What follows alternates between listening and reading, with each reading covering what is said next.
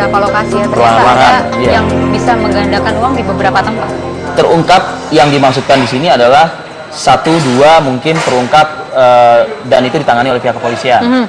Tapi terungkap yang lainnya adalah viral di sosial media.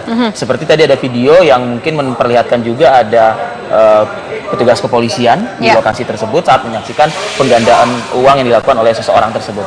Ini sudah ada Bu Menteri Sosial, Bu Hovifah Indar Parawansa. Terima kasih Bu. Assalamualaikum. Assalamualaikum warahmatullahi wabarakatuh. Dan juga Pak Zainud Tauhid dari MUI. Terima kasih sudah hadir. Bu, mohon maaf nih Bu ya, mau nanya aja sih Bu gitu. Di Kementerian Sosial mendata nggak sih Bu berapa banyak dukun gitu di Indonesia? Kalau pendataan perdukunan enggak, kalau pendataan fakir miskin ya. Nah, menurut Ibu, ini apa yang sedang terjadi dengan masyarakat saat ini Bu ya? Ini bicara soal strata sosial, kesejahteraan dan lain sebagainya. Mereka percaya dan mau mendatangi tempat-tempat yang diklaim atau dianggap bisa membantu nasib mereka, memperbaiki nasib mereka, menambah pendapatan dan lain sebagainya gitu. Ini unik loh menurut saya. Saya minggu kemarin ke Probolinggo, kota dan kabupaten, tapi saya memang tidak ke Padepokan. Saya ketemu dengan wali kota Probolinggo, saya ketemu dengan Bupati Probolinggo, juga dengan mantan bupatinya, karena mereka suami istri ya, dulu suaminya sekarang istrinya. Saya tanya kepada penerima program PKH itu kan kelompok 7% termiskin, 350 lah pencairan hari Minggu kemarin. Apakah ada di antara penerima PKH ini yang ingin uangnya digandakan gitu? Ternyata nggak ada, tidak ada. Kan memangnya ada di antara ibu yang punya utang banyak gitu. Kok nggak kepingin bayar utang dengan uang yang digandakan? Saya ingin sampaikan bahwa mereka yang sebetulnya lebih terdesak untuk pemenuhan kebutuhan dasarnya itu ternyata tidak tergiur gitu. Malah yang bisa menyiapkan mahar, maharnya kan kalau jutaan itu udah kategori tidak miskin kan, bahkan kemudian miliatan. Jadi fenomena jalan pintas menurut saya pragmatisme yang berlebihan sehingga mereka irasional di dalam mengambil keputusan menyerahkan duit sedemikian besar. Karena kemudian saya juga diinformasikan oleh Ibu Bupati Probolinggo bahwa ada yang sampai jual rumah, setelah jual rumah, jual aset. Itu masyarakatnya? Masyarakatnya, dan akhirnya ngontrak sekarang karena duitnya enggak balik-balik gitu. Jadi yang disebut mahar bisa jutaan, bisa miliatan. Nah, pada posisi seperti ini kan menjadi sangat tidak rasional sampai rumahnya dijual, asetnya dijual, dan dia ngontrak sampai sekarang. Dan masyarakat yang mereka yang tergolong miskin malah tidak tertarik, tidak tertarik atau tidak tergoda. tidak bisa taruh mahar atau mungkin maharnya juga katanya kan kalau 1 juta itu bisa jadi 1 miliar gitu kan. Bu, ini katanya kan Bu ya? Katanya gitu. Tapi katanya ini ternyata tidak memberikan daya tarik bagi masyarakat yang sebetulnya justru paling terdesak lah untuk pemenuhan kebutuhan mereka hidup mereka. Mengetahui bahwa ada seseorang bernama taat pribadi yang bisa menggandakan uang. Mereka mengetahui. Mereka terkonfirmasi Kanjeng Dimas atau Dimas Kanjeng itu yang mereka tahu. Padepokan mereka tahu. Mereka tahu. Oke, dan tahu bahwa di sana bisa menggandakan uang juga. Mereka terinformasikan, tetapi mereka tidak tergiur untuk melakukan itu. Bu Menteri, mungkin kalau misalnya sebagian masyarakat mendengar penjelasan Ibu pagi ini beranggapannya gini loh Bu. Ya wajar lah mungkin kalau bicara soal, mohon maaf ya Bu ya, masyarakat miskin dapat bantuan dari pemerintah, dia tidak mau menggandakan uangnya karena mungkin dengan bantuan tersebut ya itu udah biaya hidup sehari-hari lah gitu ibaratnya. Tapi sekali lagi, apakah memang mereka semua ini tidak berani juga menghadapi Padepokan gitu sehingga mereka tidak terimbas dengan adanya praktek yang ada di wilayah mereka tersebut gitu loh. Jadi sebetulnya saya ini melakukan proses pencairan program ini kan pada kecamatan sebelah saja. Jadi kalau misalnya sempat ada jalan sehat yang pakai sarung, mereka terkonfirmasi kalau ada pemberian sembako pada saat puasa. Kemudian ada pemberian santunan, mereka terkonfirmasi. Ada di antara mereka yang diundang. Tapi bahwa untuk penggandaan uang, mereka ternyata tidak tergoda untuk itu. Baik. Pak Zainud, bagaimana dengan masyarakat yang kan Indonesia ini pemegang agama Islamnya Iya. itu, pengaruh agama Islamnya itu cukup banyak. Iya. Tapi juga masih mempercayai hal seperti ini. Saya tidak melihat ada ini ya sambutannya begitu. Apa yang terjadi sebetulnya? Iya, ini menguatkan dugaan bahwa sikap dan cara pandang masyarakat kita itu sudah sangat materialistik ya. Jadi semua serba diukur dari aspek kebendaan, aspek materi, sampai saya katakan sampai masalah agama saja, masalah urusan ibadah itu juga dikapitalisasi ya untuk ya kepentingan yang seharusnya lillah untuk Allah, tapi ini untuk lighairillah, untuk selain Allah begitu. Ya, kita melihat fenomena yang terjadi di Probolinggo, di Padepokan Dimas Kanjeng misalnya. Itu memang di sana ada ritual-ritual keagamaan, ada istighosa, ada pembacaan aurat ya, wirid-wirid, pembacaan salawat. Tapi semuanya itu tidak semata-mata untuk taqarrub ilallah, untuk mendekatkan diri kita kepada Allah, tapi lebih untuk kepentingan-kepentingan yang tadi saya katakan, untuk kepentingan materi begitu. Syirik dong Pak ya? Iya, itulah yang saya khawatirkan, mereka ini rata-rata tidak memiliki basis agama yang kuat, yang cukup, sehingga sangat dekat sekali antara kegiatan itu yang nanti akan menjerumuskan kepada hal-hal yang tadi disebutkan oleh Mas Arief ya, bisa terjerumus pada persoalan-persoalan yang dilarang oleh agama sampai pada tingkat syirik itu. Begitu. Permasalahan sosial. Izin ya Bu ya? Iya. Saya pakai permasalahan sosial karena di salah satu video tadi cukup ramai masyarakat yang menyaksikan seseorang yang mengklaim dirinya bisa menggandakan uang dengan cara memasukkan tangan yang bersangkutan ke dalam kantong seperti itu. Di wilayah yang lain. Di wilayah lain, ini bukan di Probolinggo. Kita belum tahu nih video ini. Nanti mungkin kita akan putarkan dan minta komentar Ibu juga. Iya. Masyarakat Bu, masalahnya masyarakat mau datang menyaksikan. Iya, menyaksikan dan kemudian tertarik. Nah, ini dia. Mungkin Ibu nanti bisa menjelaskan deh ya. Kita jeda dulu sejenak. Kami akan kembali sesaat.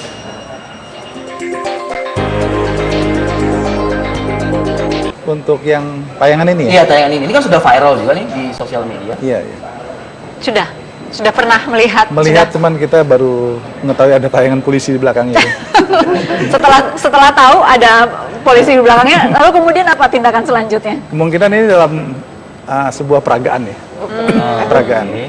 Jadi untuk mengetahui tentang fenomena proses penggandaan uang saat ini. Karena ada beberapa versi ya penggandaan ini. Iya. Ya termasuk para pesulap-pesulap kita. Ya.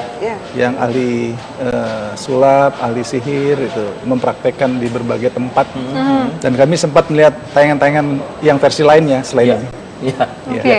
Pertanyaannya kan gini, kita ketahui juga ada informasi, mungkin Pak Boy bisa meluruskan juga ya pagi ini di Jember dua petugas kepolisian ya Pak Boy ya, ini terindikasi menjadi anak buah taat pribadi seperti itu. Kalau kita boleh bertanya gitu, polisi ini kan seharusnya kan mencegah suatu kejadian. Kalau sudah ada unsur penipuan, seharusnya polisi mungkin bisa mencegah penipuan bisa terus terjadi, berlangsung seperti itu. Ini kenapa Pak Boy? Memang kami mendengar ada Oknum, ya? keikutsertaan oknum ya, tapi pangkatnya kalau tidak salah itu ada satu AKP, satu lagi Ibda atau Bintara gitu. Jadi kondisi yang membuat kita menjadi terpersona ya dalam konteks individu ya, oknum. Dan kita lihat juga masyarakat kan sangat banyak ya dalam hal ini yang terpersona dengan kemampuan yang ditampilkan oleh Pak Taat pribadi ini. Jadi ini bisa saja terjadi. Artinya dia tanpa menyadari dan larut terhadap ketokohan yang ditampilkan. Pasal-pasal lupa gitu ya Pak? Lupa. Hanya melihat sebuah, karena dia udah personil yang bertugas berpuluh tahun di sana, dia sudah menyatu dengan kultur di sana. Karena ya kebetulan kami pernah di Jawa Timur juga, Bu. Jadi saya pernah di Pasuruan bertugas, saya paham pergaulan dengan para ulama, kiai. Kulturnya Waktu itu belum ada itu, Belum ada. Yang Pak Taat pribadi ini belum ada, karena saya kan 2007 waktu itu ya. Jadi justru personil kita ini kemungkinan dia kagum dan kemudian ada sesuatu yang harapan yang ingin dia taruh di sana. Katakanlah ingin secara instan ikut mendapatkan hasil sebagaimana yang ditawarkan itu. Polisi padahal dia kan? Benar, jadi itu bisa saja terjadi. Sama dengan, mohon maaf, kaitan narkoba lah ya. Kan tidak mengenal status sosial ya. Oke. ada oknum-oknum kita juga yang Oke. gitu. Kira-kira gambarannya adalah seperti ini. Oke, tapi ikut mengamankan kegiatan taat pribadi akan- juga nggak sih, Pak? Benar, kita akan mengusut nanti keberadaan dia, keterlibatan dia itu sampai sejauh apa. Kan kita akan libatkan Propam ya dalam hal ini ya. Proses hukum berkaitan dengan Pak taat pribadi ini berjalan, tapi berkaitan oknum itu kita akan usut, kita akan lihat sepak terjang yang bersangkutan ini konteksnya seperti apa Oke. kepada padepokan ini. Untuk kasus taat pribadi ini sendiri, Pak, itu sudah mengakui bahwa betul-betul ini hanya trik semata? Ya, belum sampai kepada taraf itu. Baru kepada penyampaian alasan-alasan bahwa kekuatan gaib dia yang bersumber dari jin-jin yang dia pegang itu sudah tidak ada lagi kekuatannya karena kena gas air mata kan gitu ya. Jadi pada saat penangkapan itu, Iya. jadi memang ada semacam peringatan gas air mata dari petugas, katanya sudah lari jinnya. Jadi dia tidak dapat lagi menampilkan kemampuan yang dia miliki itu. Oke. Ini alasan-alasan yang sementara dia sampaikan ya kepada petugas. Tetapi pada prinsipnya proses penyidikan kita ingin melihat realita antara fakta dan dengan harapan-harapan yang disampaikan ya. Di satu sisi mengatakan bahwa jinnya sudah kabur begitu, tetapi di satu sisi ditemukan barang bukti juga yang jubah-jubah berkantong jumbo. Jadi sekarang proses pembuktian kita sudah kepada penemuan fakta-fakta itu yang memberikan petunjuk berupa barang ya, katakanlah kotak, katanya kotak ATM dapur itu, kemudian ada tempat penyimpanan perhiasan yang tidak habis-habis, kemudian jubah ya. Jadi ini barang bukti dan kemudian dapat menjadi sebuah petunjuk sebenarnya ini tidak lepas daripada akal-akalan saja. Jadi nanti unsur tipu dayanya di sana. Kita melihat kemampuan-kemampuan yang katanya dia tampilkan itu, dia promokan kepada masyarakat luas. Ketika dia dipertunjukkan dengan barang-barang itu dan tidak dapat menunjukkan kemampuannya, di situ ada unsur tipu muslihat, rangkaian perkataan bohong. Itulah yang kita usut sekarang ini, melihat antara realita dan apa yang dia janji-janjikan kepada publik ya. Ya. Ini kayak nanti kalau persidangan seru juga ya. Kayak racun sianida juga ini kayaknya. Saya ingin kembali ke topik besar kita nih, fenomena dukun merajalela. Untuk keduanya, Bu Menteri Sosial dan juga Pak Zainud dari MUI. Bu Hovifah dan Pak Zainud kan tentunya kan sosok yang memiliki apa ya? Bukan penggemar, saya tidak mengatakan penggemar Bu, tapi pengaruh Bu. Ya punya masa, ulama tentu punya masa umat. Bu Hovifah pun juga yang track record Ibu juga memiliki pengikut-pengikut gitu kan. Kita melihat video ini nih Bu ya, banyak sekali unsur masyarakat di sana dan kembali lagi nih ada unsur polisi juga begitu. Bagi masyarakat yang lemah iman atau apa ya Pak Zainud, Bu Hovifah melihat tayangan ini, oh di mana ya ini? Kayaknya aman ini, ada polisi di situ, iya kan? Jadi ada unsur ketertarikan masyarakat. Pak Zainud bisa mengomentari nggak Pak? Iya, ini kan sebenarnya salah satu saja. Sebenarnya ada fenomena gunung es yang itu tidak terungkap. Ini bagian kecil. Kita lihat, kita ingat ketika ada dukun cilik ya, Ponari. Ya, batu itu. Ya, yang batu itu kan. Itu kan begitu orang antusias untuk berbondong-bondong, berduyun-duyun. Kemudian ada juga yang subur, ada Gatot, dan yang terakhir ini ya. Saya kira masih banyak lagi. Ini karena apa tadi masyarakat kita ya masih sebagian besar percaya pada persoalan-persoalan yang sifatnya tadi metafisik, kemudian mistis ya, dan lebih kepada kekuatan-kekuatan supranatural. Dan siapa yang terlihat di video itu akan membuat ini juga kan, membuat apa namanya daya tarik masyarakat yang tadi saya katakan lemah imannya dan lain sebagainya seperti itu. Ya itulah yang tadi saya katakan sangat disayangkan karena masyarakat ini masih tadi pada taraf pemahaman keagamanya itu masih sangat lemah ya, sehingga sangat tergiur dengan hal-hal seperti itu. Inilah barangkali memang perlunya adanya pendidikan, penguatan nilai-nilai agamaan, juga faktor pembelajaran nilai-nilai keagamaan yang saya kira juga perlu dilakukan perubahan. Tidak cuma sekedar transfer ilmu, tapi bagaimana pendidikan agama itu terjadi proses internalisasi nilai. Pak Zainud, bagaimana kalau kemudian ada seseorang kiai yang cukup berpengaruh begitu, memiliki cukup banyak pengikut juga, kemudian menjadi speaker atau apa ya istilahnya, mempromosikan atau menjadi dari taat pribadi itu bagaimana itu? Iya, ini juga bagian, ya saya tidak tahu di mana letak salahnya, tapi saya kira itu skenario dari Padepokan untuk menjadikan beberapa speaker ya yang tadi dikatakan oleh Mbak Indi ya, sehingga orang itu berdudun untuk terpengaruh untuk itu. Padahal belum tentu kiai itu di situ hanya dimanfaatkan saja menurut saya. Saya husnudzon bahwa kiai itu tidak tahu praktek yang sesungguhnya terjadi di Padepokan itu. Dia hanya dimanfaatkan, dihadirkan untuk ceramah misalnya, yang ada motif-motif di belakangnya yang saya kira itu harus diungkap oleh Pak Boy. Bu Afifah senyum-senyum ada cerita kayaknya. Bu, mau tahu dong Bu, pengalaman ya Bu ya? Atau kisah mungkin, tapi nanti Profilingnya ini keren soalnya. nanti ya Bu ya? Bahkan sampai ada foto-foto dengan pejabat-pejabat penting tanah air gitu ya. Ini menjadi Kita jeda dulu sih. Baik. Masih akan kembali saat lagi pemirsa.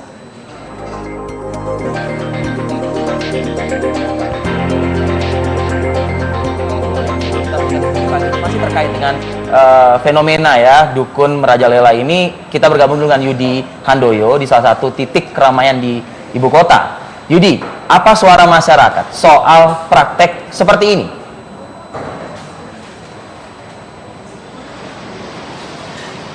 Ya. Ya.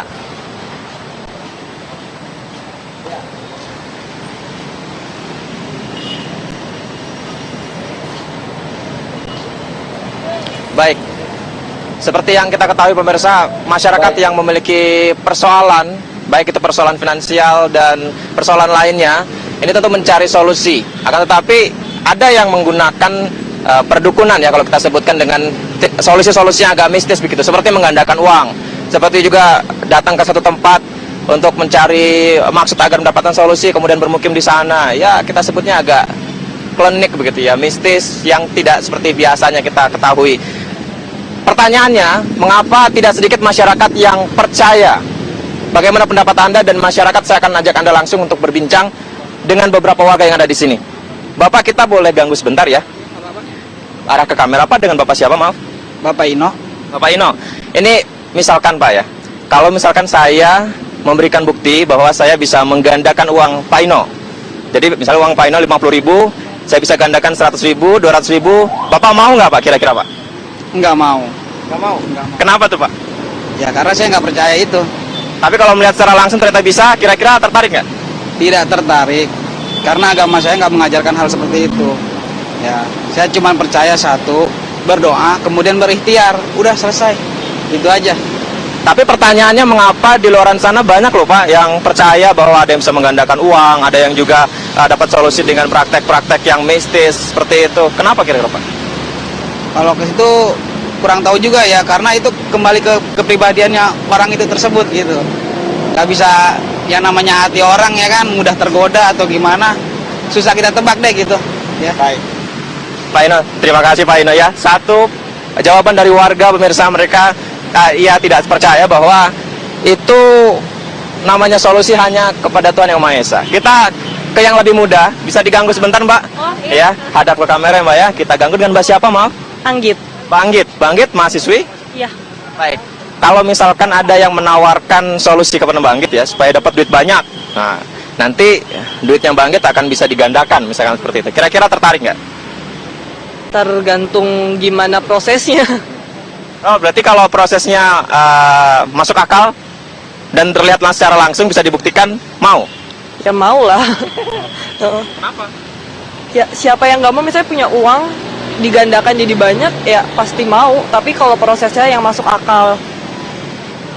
Kalau yang lihat di TV gitu ya, ada yang dapat solusinya dari dukun, cuman datang ke Padepokan misalnya, terus duitnya juga bisa digandakan. Tahu kan ada berita kemarin kan ya? Pendapatnya gimana? Saya sih nggak mau sih kalau kayak gitu Mas.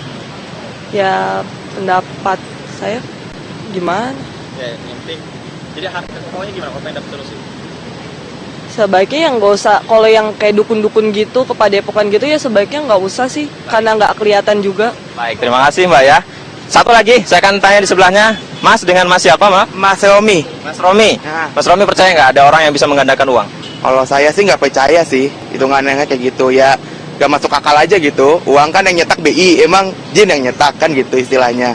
Tapi kalau misalkan kepepet, maaf ini mahasiswa atau apa? Mahasiswa. Kepepet bayar kuliah, bayar uang kos misalnya. Tiba-tiba ada yang nawarin nih mas, daripada susah-susah, saya kasih duit lebih banyak nih. Caranya gampang mudah, tertarik nggak? Ah enggak, mending saya usaha cari pinjaman daripada dosa hitungannya kan gitu-gitu. Terima kasih ya. Iya. Itu adalah beberapa warga yang memberikan tanggapannya pemirsa. Ternyata semuanya tidak percaya, dan yang namanya ingin mendapat uang lebih atau solusi selain berdoa juga harus bekerja keras. Bagaimana dengan Anda? Kita kembalikan ke studio dulu. Bagaimana dengan Anda nih, Fi? Ya, saya tanya sama Yudi dulu ya. Yud, kalau kamu ada seseorang ya yang menawarkan istri buat kamu, nah gitu, kamu terima apa enggak Yud kira-kira Yud? Enggak, itu bercanda Yud, nggak usah dijawab. Baik Yudi, terima kasih Yudi. Tapi tadi beberapa mahasiswa ya, beberapa mahasiswa mengatakan enggak begitu. Itu belum menyaksikan langsung. Belum menyaksikan langsung. Begitu menyaksikan langsung, jangan-jangan berubah itu. Dan dia mungkin tidak melihat sosok yang mungkin menjadi idola mereka, atau yang bisa mungkin membawa dia, ih si Anu di situ loh, kan gitu. Ya, uangnya dari sejuta jadi berapa juta loh. Gitu. Bu Viva, ada cerita dan kisah Bu soal yang kami maksudkan ini nggak sih Bu kira-kira? Ya, jadi saya tadi sampaikan profilingnya. Ini sosok yang diidentifikasi sebagai sosok dermawan, sosok filantropi, sosok baik hati. Nah, itu kemudian ditunjukkan bagaimana ketika berbagi itu tidak hanya 100-200 orang, bisa sampai 1000 orang. Mereka berikan itu kedermawannya, apakah itu disebut sedekah, ataukah itu disebut zakat dan seterusnya. Ini kan touching heart gitu. Orang kemudian ya dia baik hati ya, dia dermawan ya, dan kemudian diikuti dengan proses berikutnya. Akhirnya kemudian adalah yang menyampaikan pesan-pesan tentang sosok ini. Nah, tersebarlah kemana-mana dan seterusnya. Diikutilah proses berikutnya. Wah, ini bisa menggandakan duit dan seterusnya. Kita bisa melihat bahwa sosok mahasiswa mungkin yang juga sangat membutuhkan, tapi dia tidak percaya kalau pola-polanya irasional. Nah, sekarang ini yang ternyata yang menjadi korban dan ternyata masuk pada area irasional itu kan bukan kalangan menengah ke bawah, ini menengah ke atas. Jadi korbannya kalau udah uang ratusan juta ini kan udah kelas menengah ke atas. Nah, pada posisi seperti ini, seyogianya memang Kementerian Agamamu itu hadir lebih kuat, tokoh-tokoh agama, apakah itu pendeta, apakah itu seluruhlah ya, kiai itu hadir lebih dekat dengan umatnya untuk bisa membangun satu kehidupan yang produktif. Ini kan kehidupan yang kontraproduktif sebetulnya. Kalau kita mau punya duit, kerja keras. Kalau kita mau punya duit, ya kita mesti melakukan sesuatu yang produktif. Jadi hal-hal yang terkait dengan perilaku-perilaku irasional, ini kan apa sih yang orang nggak tertarik? Akrobat orang tertarik, sulap orang tertarik, hipnotis pun orang juga tertarik gitu. Jadi hal-hal yang menjadikan ketertarikan itu jangan kemudian dikapitalisasi. Ini kan ada ketertarikan sesaat, dia tahu bahwa oh ini ada sesuatu yang memang hanya enak untuk ditonton, tetapi tidak usah ikut melakukan. Di televisi pun juga seringkali ada message tidak untuk ditiru. Tidak untuk ditiru. Nah, apalagi ini untuk di follow up. Jadi hal seperti itu memang sudah ternyata dari pengalaman ini sudah harus terus-menerus diingatkan kepada seluruh masyarakat kita. Bu Viva, untuk para pemuka agama di wilayah di daerah begitu, ketika diminta untuk bicara, memberi ceramah oleh seseorang, mungkin harus dilihat dulu ya yang mengundang ini siapa begitu. Karena ternyata yang bersangkutan kan memiliki speaker-speaker kiai ternama juga begitu. Jadi ya followernya memang akhirnya terus meluas karena memang diikuti dengan kedermawanan di saat-saat tertentu. Mereka berbagi sedekah dalam jumlah yang cukup banyak. Itu kan sesuatu yang memang menarik hati gitu, touching heart gitu ya. Nah, pada saat itu tidak dilihat di belakangnya gitu. Ini proses yang terjadi seperti apa sih sehingga ada kedermawanan yang memang luar biasa bisa dilakukan di banyak hari-hari besar Islam di situ. Nah, peran serta Kementerian Ibu deh Bu. Ya. Untuk ini gitu loh. 2 minggu lalu saya sudah kirim, sampai sekarang ada 2 orang yang di sana. Saya hanya ingin memastikan bahwa bagi mereka yang memang uangnya sudah habis, jangan sampai ada yang kelaparan. Gitu. Mereka stres nggak sih Bu? Ada 300-an yang katanya mereka tidak bisa masuk gitu. Tetapi tim dari Kementerian Sosial ada 2 orang. Saya koordinasi dengan Dinsos, saya ketemu bupatinya. Saya ingin pastikan jangan ada yang sampai tidak makan. Maka ini karena Bupati sudah menyebut ini akan bisa menjadi bencana sosial kalau dia tidak disupport logistiknya. Saya bilang bisa gunakan CBP, cadangan beras pemerintah itu Bupati boleh mengeluarkan sampai 100 ton. Kemudian kalau mereka pulang dan mereka tidak punya ongkos pulang, di Kementerian Sosial ini kan kita sering itu mengantarkan bagi mereka yang TKI bermasalah. TKI bermasalah itu yang dideportasi. Biasa kalau kita di Pulau Jawa dan Sumatera kita pakai Damri. Kalau di luar Pulau Jawa kita akan menggunakan Pelni. Saya sudah komunikasikan. Asal mau pulang silahkan dengan Pelni dan dengan Damri. Itu bisa di-cover oleh Kementerian Sosial. Nah, pada posisi itu saya sudah komunikasikan. Memang pendataan akan terus diupdate karena tidak semua bisa terregistrasikan. 300 banyak juga loh ya. Luar biasa, Pak Boy. Ya, kami pertama mengapresiasi kepada masyarakat lingkungan di Probolinggo yang bersama dengan para penyidik kita cepat ya memproses masalah ini. Yang kedua, dengan terungkapnya masalah ini lebih cepat ya, artinya lebih cepat itu banyak lagi tentunya yang korban bisa kita cegah. Nampaknya ada PR kita yang cukup berat dalam menjaga rasionalitas publik ya. Mungkin dalam hal ini juga seperti organisasi katakanlah Majelis Ulama Indonesia, karena kita lihat segmennya kan sudah kepada terpelajar ya, dan bahkan sangat terpelajar, terpengaruh dalam kondisi yang seperti ini. Ini tambah berat menurut hemat kami. Menurut Bapak perlu fatwa nggak dari MUI? Kita serahkan kepada beliau, tetapi yang jelas kita harus luruskan pemahaman-pemahaman yang keliru, yang tidak tidak didasarkan pada nilai-nilai luhur agama. Ini perlu kita luruskan kepada masyarakat kita, jangan ini menjadi sebuah acuan dalam memperoleh suatu harapan ya. Jadi oleh karena itu tugas kita adalah bagaimana kita bersama kepolisian dan masyarakat, civil society menjaga kualitas rasionalitas publik. Baik, kalau begitu pertanyaan perlu fatwa atau tidak ditujukan ke Pak Zainud. Perlu nggak sih Pak? Karena yang ketahuan sekarang kan 3 nih. Kita tidak tahu di wilayah tanah air lainnya. Iya, salah satu fungsi MUI kan himayatul ummah wa riayatul ummah ya, membentengi umat dan juga mengawal atau menjadikan MUI ini sebagai pemandu umat begitu. Nah, dari apa? Dari pemikiran-pemikiran yang sesat ya, dari akidah yang keliru. Ini adalah memang menjadi tugas dan bagian dari MUI terkait dengan apakah perlu adanya fatwa. Majelis Ulama Indonesia beberapa kali ya, mensikapi dan merespon terjadinya berbagai pemikiran-pemikiran yang dianggap ya keliru. Nah, MUI akan mengeluarkan fatwa, termasuk yang berkaitan dengan kasus Padepokan Dimas Kanjeng. MUI sekarang sudah mendalami dan mengumpulkan bahan-bahan ya, dan sebentar lagi akan dikeluarkan fatwa. Apakah ajaran yang disampaikan oleh kelompok ya Dimas Kanjeng itu benar sesuai dengan syariat ataukah justru menyimpang? Tidak hanya Dimas Kanjeng mungkin ya? Ya, saya kira banyak. Saya kira banyak. Karena itu bagian dari bagaimana kami membentengi umat dari pemikiran-pemikiran dan akidah-akidah yang keliru itu tadi. Pak Zainud terima kasih, Bu Menteri Sosial, Bu Hovifah terima kasih, Pak Kadifumas terima kasih, Pak Boy Raffi-Ahmad. Baik, tadi sudah ya. Kita tinggalkan nih. Mental sudah terbentuk. Ya. Nah, kalau sudah mental terbentuk, bisa milih nih sekarang. Milihnya sesuai dengan janji kok. Nah, itu dia. Dijanjikan bisa menggandakan uang begitu. Pilih saya, karena saya bisa menggandakan nasib Anda. Wah, kayak gitu. Nah, ini kita bisa soal janji-janji pada Pilgub DKI Jakarta 2020.